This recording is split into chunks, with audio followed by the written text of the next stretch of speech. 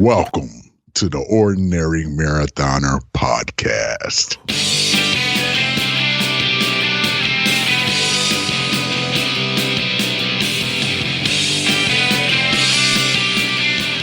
Hello and welcome to the Ordinary Marathoner podcast. My name is Coach Scott. I'll be your host today. It is Sunday, September 8th.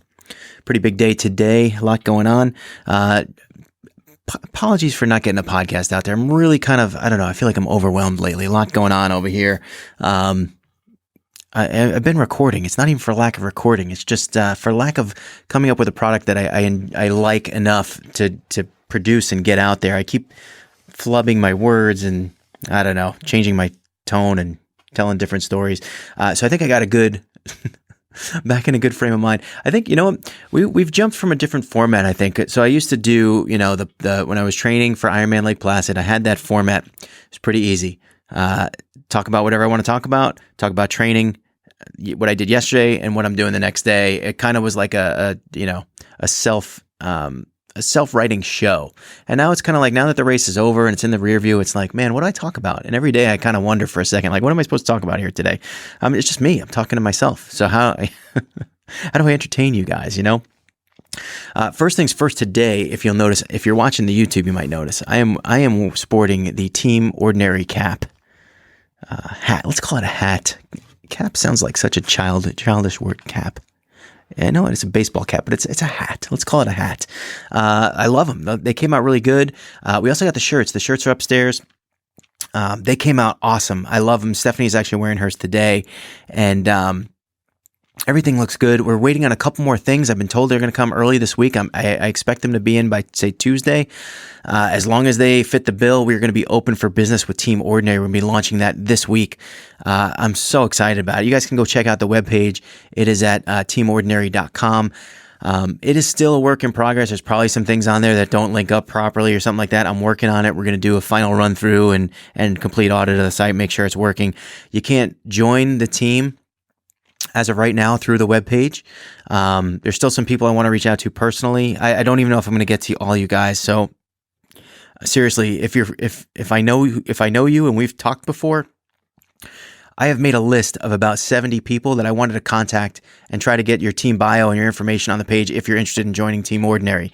I have been trying to reach out personally to everybody. It's just, look, I got a 9-month-old. I'm trying to, I'm working on my coaching, working on the show. I'm trying to juggle like 100 things at once. I think the other day I'm sitting there, I'm holding I got Ellie in one arm, a bottle in her mouth, and I'm holding her with the left hand, and I'm typing to 6 people on social media on my right hand. So I made this list of people that I wanted to contact. I've probably gotten through about 30% of it. So if you're out there and you're like, Scott, we're friends, why didn't you call me? Why didn't you write? Why don't you let me know? I would have joined Team Ordinary. The only reason I haven't is because it's been a lot of work now. And I probably haven't got to you. If you've ever run the Ordinary Marathon, you're probably on the list. That's kind of where I started. And if you're pretty active on our discussion group, that's another place where I started. And I just tried to get some names together to approach you guys about joining Team Ordinary. I've gotten about 20 bios up on the page. That's part of it, right? Part of the whole thing is that you're going to upload your bio. And that's because, you know what? A lot of us, you're a member of the team. You are a member of the discussion group, and you talk to people, and there's so many people on there now that sometimes it's like, all right, well, who's this guy? Who's this guy? Who's this person? I don't remember what this person did. What did So bam, you go to the team bio. You can totally stalk them on the team bio section. But one of the things that I'm going to do, and if you guys have submitted a bio and you don't want me to do this, please let me know. Is I'm going to read the bios one by one on the podcast. So one a day, we'll read the bios. And I think that's a pretty cool thing to do. I think that's a good way to get to know everybody by reading their bios on the podcast. And it's also a good way for you guys to share your story with one another. So we're going to start doing that next week as well. And again, if you want to add your team bio, just reach out to me. It's fine. I'm not that overwhelmed that I can't have a conversation. It's just that I haven't been able to reach out to as many people as I would have liked. I think that we're going to have a lot of people interested in this right off the bat. And, we're going to have to start mailing out gear and all that stuff. It's going to be a busy time for us. The website will be open later in the week that you can register online and get it online. I didn't want to link up the transactions. I didn't want to take people's money before seeing all the merchandise is all. So once we get that up and running, probably later this week, then we'll be sending out more of a blast email. So if I don't get to you before the blast email, nothing personal, please. It's nothing personal. It's just I couldn't make it through the list. I tried. I really tried. And again, if you want the bio on now, start working on it. Send it to me. We'll get you involved. Another great thing about the website, the Team Ordinary page, is that we have a race schedule up there. Now, again, the bios, the race schedule, all this stuff is updated manually by me. So for now, if your race doesn't show up or appear on there and you want it to, and you've submitted your bio, let me know and I will manually update that. I'm trying to do it manually. I want it to work. I do. I want it to work well. I think one of the things I'd love to do in the future is for you to be able to update it on your own and just add your own races. But for now, running it through me is fine. I mean, once we get 1 million people in the group, then we're gonna have to do some more technology. But for now, that's just the way it's got to be. Now, what's the race schedule all about? So if you're a member of the team, you get your team bio page and you get your race, you get your name added to the race schedule. You can put whatever race you want on there. Don't be intimidated because like I woke up this morning, Ironman Lake Placid 70.3 is today. We got a number of people running it. We'll talk about that in a second. That doesn't mean that your 5K, if that's what you've been training for, it doesn't mean that your 5K is any less important. Get it on the schedule.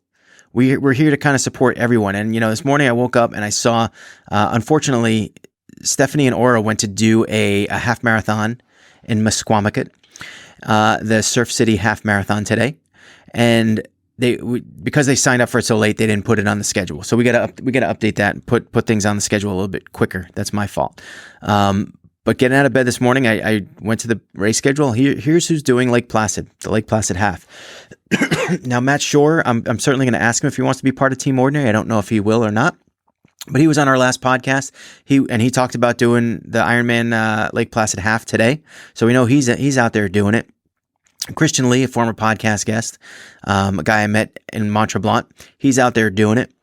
And Joe Caniano, his bio is up there too. He's a guy, childhood friend of mine.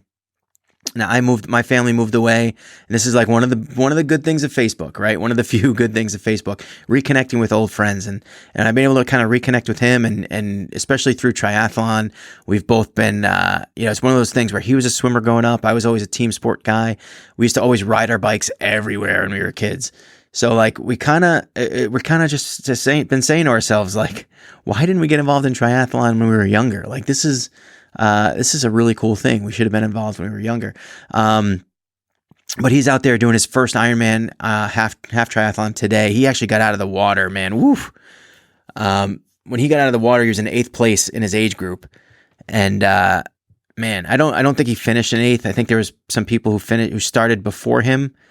They started after he did, and then they swam faster, but they didn't pass him.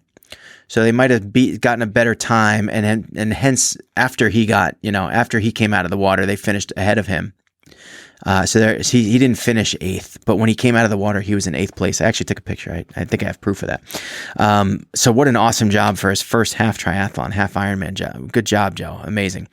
Anyway, that race schedule, really the whole reason for it is that so we know who to cheer for every week. How many weeks do you wake up and you forget, oh, so-and-so's doing this race, so-and-so's doing that race. There's too many people, too many races. It's hard to keep track. So we're going to try to do that on the webpage. We're going to try to do that through our newsletter, just so that when you wake up in the morning and you're kind of looking for that little bit of inspiration, you can see what your teammates are up to and what races they're doing and who you can cheer for on that given day. I think that's a great idea. It's long past, since coming, and it just works out. Obviously, coaching is going to be part of the team. Not that everyone that joins the team needs to be coached or coached by me. It's just going to be, it's just on there. It's just on there. Obviously, if you're part of the team, you get a deal. Obviously, if you're part of the team, I want you wearing our stuff. So we're going to have to work through the particulars in terms of that. But if you want, if you're interested in coaching and you're interested in especially being coached by me, reach out, let me know. I'd love to have that conversation with all you guys. And we got some really cool announcements coming in on that front in the next few days and weeks. So looking forward to that. Now, I got to tell you, my coaching career is still young, probably about 2 months since I got my USA Triathlon coaching certification. I'm coaching a few different people, two in particular that I can talk about here that I have received express permission to discuss on the podcast is my wife, Stephanie, her friend, Aura. I'm training both of them to run Marine Corps Marathon October 27th with me. They were certainly well behind the 8 ball when we started training. Stephanie in particular, when we started about 5 weeks ago, could hardly run a 5K. And we needed to get busy. We needed to start working on this to get her ready for Marine Corps Marathon. Now, Marine Corps Marathon has very strict time constraints at certain areas of the course. So it's not one that you can just show up and walk and expect that, all right, you're going to walk, it's going to take you 8 hours and that's fine. You have to make certain checkpoints. So in particular, the two I know of, I think there's 3, maybe 4, but the two I know of, the two most important ones, the Beat the Bridge, which is at like mile 19, where if you don't make it there, averaging a 14-minute mile, you will get pulled off the course. They open the bridge to traffic and you get pulled off the course. There's also something called the Crystal City Gauntlet. It's at mile 22. Same time frame, 14-minute mile pace. You have to make it there by. And again, if you don't make it by a certain time, you get pulled off the course. Now, from what I understand, someone finished the Marine Corps Marathon last year in 7.5 hours, which means it took them the 14-minute mile at 14-minute mile pace. If they just got to Crystal City, it took them probably like over an hour and a half or 2 hours to finish that last 4.2 miles of the race. So really the race is to get to mile 22, averaging a 14-minute mile, which is very difficult for some people. It's not an easy task. It's going to be difficult for me this year, I'm sure. But Stephanie and Aura, especially Stephanie not being able to run the 5K, it's been a little bit, that's been trying. That's kind of like the overarching thing hanging over our heads. We got to make it to mile 22, averaging 14-minute miles. How are we going to do it? So she's been putting in the work. She's been training really hard. Both of them really killing it. And so one of the things that you do when you coach is you want to kind of prove to your clients that they're improving. You want to show them the improvement over time. And the way you do that is by testing. So when she started and Stephanie couldn't really finish her a 5K, 5K was not a good test for her to run because I didn't want her to kind of do a 5K and get a really poor time and be really upset over it. So we decided we were going to test, or I decided that she was going to test doing the mile. So she ran her first mile when we first started in week 1. She ran a mile in 10:24. She was a little upset at that. I thought that was pretty good for her at the time. I thought that was a really good test for her. She tested pretty strong. I didn't expect her to get anywhere near 10 minutes. So for her 10:24, I thought was really good. And then she started training and she was hitting it hard, man. She was going at it. She was not missing a workout, putting in checking off every workout that she did, that we scheduled. And she worked hard. And 4 weeks or 5 weeks after we first tested, we were going to test again. And I'm like, all right. And I looked at the schedule. It was supposed to be sort of a recovery week. And I said to myself, you know what? We're going to test again. Because that way she only has to do a mile. And that's good recovery. A mile is good recovery because you don't have to, run too long. So we went out there on a Monday and we tested her. And about 5 weeks after, now she came off of a long run of about 8 miles that weekend. So I know that she could barely do 3 miles. Now she's doing 8. Big improvement. I know she's a better runner at that moment than she was when she started. I expected her to do well on this test. Unfortunately, I was wrong. Unfortunately, and I think as a coach, I kind of set her up to fail here, and we'll talk about that in a second. But she finished her test, her 1 mile test, and she got a 10:27 in the mile, which was 3 seconds slower than she did when she initially tested.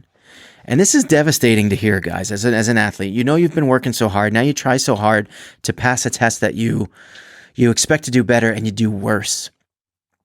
And it's like one of those moments as a runner where you're like, why am I doing this? And I looked at it and I said, I know this woman is a better runner today than she was 5 weeks ago. What went wrong? And I looked back and I said, man, I really messed this up for her. As her coach, I set her up to fail. And I looked at it and I'm like, okay, so what did we do in the last few days? Now, she had done a hard interval workout earlier in the week. We went and did hills later in the week. And then she did her longest long run, 8 miles on Saturday, followed by kind of like a shakeout run or a cross training on Sunday, and then testing on Monday.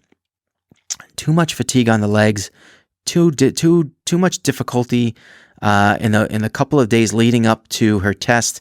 It's no surprise that she didn't do as well as she was hoping. Now, Aura, on the other hand, she crushed her test, so I'm not worried about her.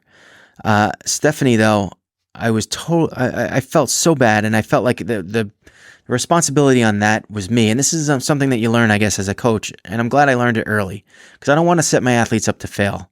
And that it bothered me, and I take ownership of that failure as a coach, not as an athlete. I don't think I wouldn't consider this a failure for her. She didn't do what she wanted to do, but she finished the distance, and she's trying her best. She didn't fail. She just didn't get the test we hoped for. So the next couple of days we talked about it, and I was just like, look, you are a better runner today. You know you are. Look at the numbers. And no matter what, I could tell it was still bothering her. So we went out earlier this week, and she came off of a 10-mile run on Saturday, and we did a little shakeout on Sunday, another easy run on Monday. She had to go to New York on Tuesday and Wednesday, which is normally she goes to New York 1 day a week for work. So 2 days in New York, and these 2 days when she's working in New York, she has to take the train out and back. That takes a long time. She walks a ton. She's in the office because she's not in the office a lot during the week, so she's in the office for late hours. She doesn't really have a chance to train. Now, that being said, part of her job is she's got to walk to the courthouse, got to walk here, deliver that, do that. She's not sedentary at all. Her Garmin says 12,000 steps every day she's in New York. She's got to walk, commute, and the walk is significant. It is work. It's a workout. It's practically a workout, just walking for the day. But it's good. It's kind of like that good walking. It's not high intensity. It's just keeping the muscles going. So when she came back on Wednesday night, she came back around, 11:30 at night. We went to bed and we got up Thursday. And she's like, "Oh, what are we doing today, coach?" And I said, "Well, we're going to retest." She was well rested. The legs were not fatigued. They were in motion. They were good. It should have been perfect, optimal time to test. So we went out and I did the mile test with her. Now, I haven't run a mile in a long time. The best I've ever done the mile in the last 5 years is probably 7:40. I didn't think I would do 7:40. I was kind of thinking I'd be a little bit off of that. But I was still kind of hoping to be under 8. I came in at 8:33, so I got some work to do myself lately. I'm not going to talk about that today, but I do have some work to do lately. Anyway, I finished the mile and I'm sitting there and I look back and I can see her coming in the distance and I'm like, oh, and I'm trying to gauge how fast she's going and whether she's going to do well in this test or not. And she's coming, I'm checking my watch. I'm like, please do well. I just want her to do well. And sure enough, she crosses the finish, still pushing hard, 9 minutes, 57 seconds. And I tell you, they talk about runner's high, but man, coach's high is a thing too. Because man, I was so proud of her at that moment. It was just so great to see, like, all right, thank God, things are working the way they should. And I'm glad I learned my lesson as a coach, not to test runners on tired legs. That was a big mistake. And for her to break through that 10-mile, I mean, it's an arbitrary number, 10-minute miles, but it is something that sounds official and feels really good to eclipse. And she hasn't done that in a few years. So for her to get through that 10-minute mile mark, really good moment for her. Especially after having the baby, all that stuff, really, really good moment for her. And I think she's kind of like turned a corner here. It really got her confidence high. Now, Stephanie and Aura both approached me earlier in the week, and they said to me that they wanted to do a half marathon. They were scheduled to do a 12-mile run. They wanted to do a half marathon this weekend, and it's called the Surf City Half Marathon in Misquamicut. That was this morning. She actually woke up at 3:30 this morning, got ready to go, headed out, and did the half marathon.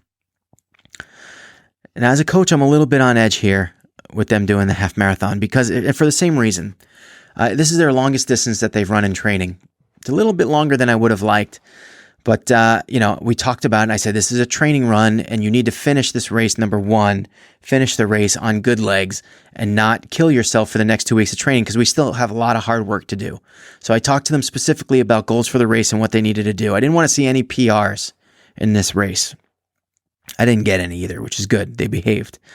My concern for Stephanie was this magical 14-minute mile mark, because she needs to finish a half. She needs to be comfortable finishing a half in under 14-minute miles in order to think that she can eclipse 14-minute miles for 22 miles come Marine Corps Marathon. And we have a month worth of training. And I know she's going to work hard, but mentally, if she comes across this line at a half marathon around 14 minutes or slower, that's going to be hard to overcome over the next month, to think that you can actually do 22 miles at a quicker pace than what she would have finished today. So I'm a little bit on edge this morning. I'm tracking my guys in Ironman, and I still am, by the way. They're doing really well. I keep getting messages over here. And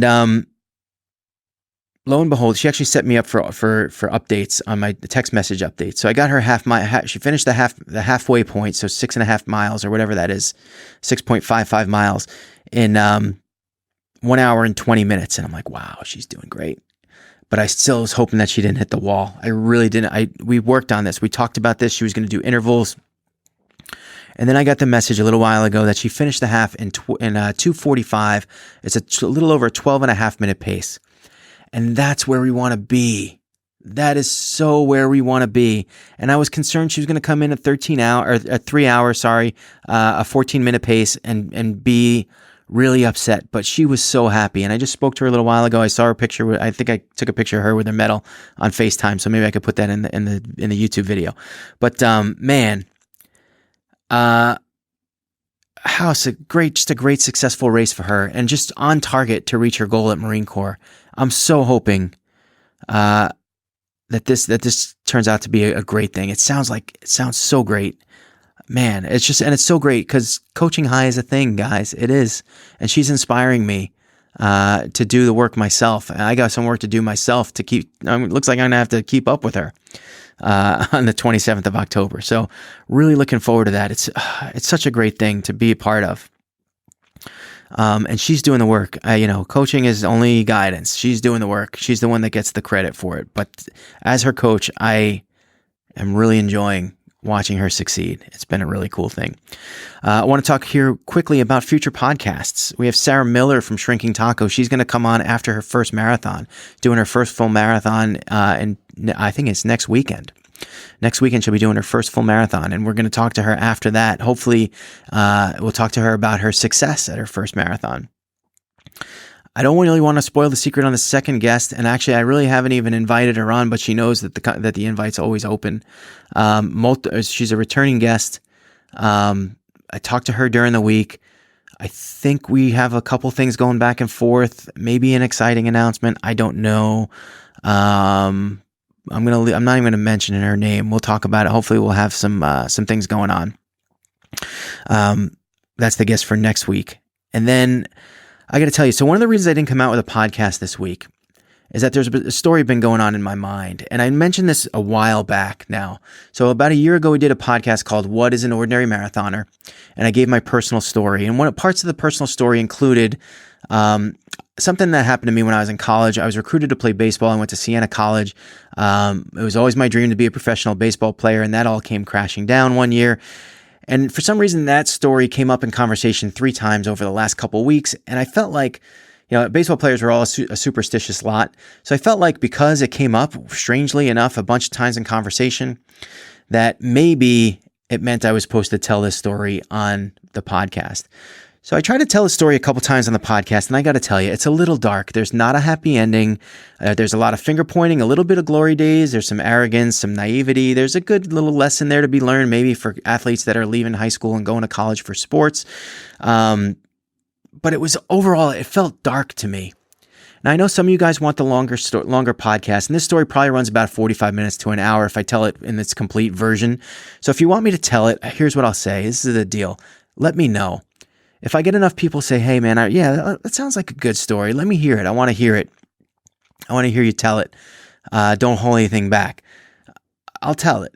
but I'm warning you that it is a negative story, and it's not like, especially with the Team Ordinary rolling out, I just want to be positive and I want everything to be happy and everything. And so when I tell this story, there's a lot of bad parts. There's a lot of, again, I blame some people for it when maybe I shouldn't be. I should blame more myself for some things. And if you guys want to hear it, let me know. I'll tell it. But if it's something that you're like, you know what, let's keep it happy here. I get it. And I think that's one of the reasons why I didn't post it. I recorded it a bunch of times. It just never felt right to me. So I didn't post it. So if you want me to do it, I'll do it one more time. I'll tell soup to nuts. I'll give you the story. I'll give you the whole deal. It'll probably be, like I said, 45 minutes to an hour. And you know, it is what it is. So today is also the first day of the NFL. We got drama. We talked about Andrew Luck a couple weeks ago. Antonio Brown giving us our next round of drama. I don't even want to talk about it. I don't even want to pay attention to it. It sounds really dirty and ridiculous to me that the Patriots would scoop him up. And you know what? I got to tell you guys, can we please have just football, and let's play football on the field and not talk about the soap opera every 5 seconds. Please. There's big things going on. Jets win today, by the way. 27-24 is my prediction against the Bills. I'll be watching the game from the trainer, so to make my soap opera watching time a little bit more palatable and productive.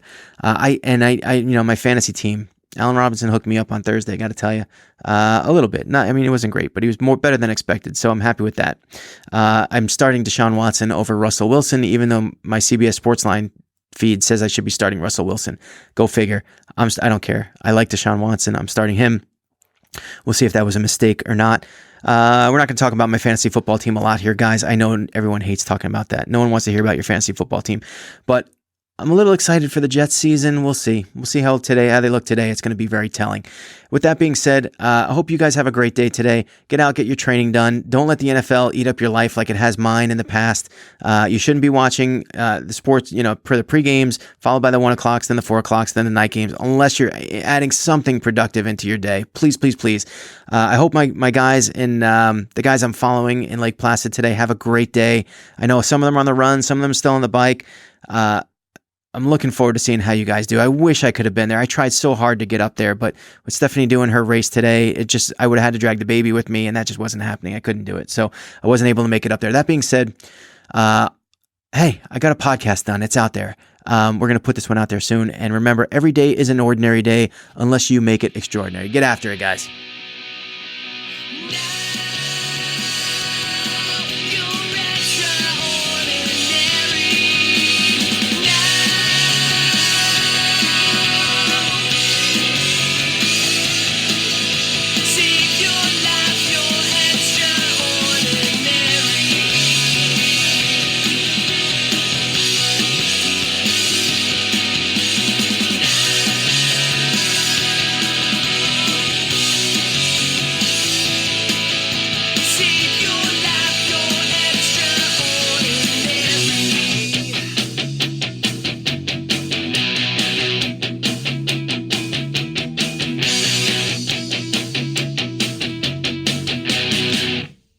Remember to like our video and subscribe to our channel.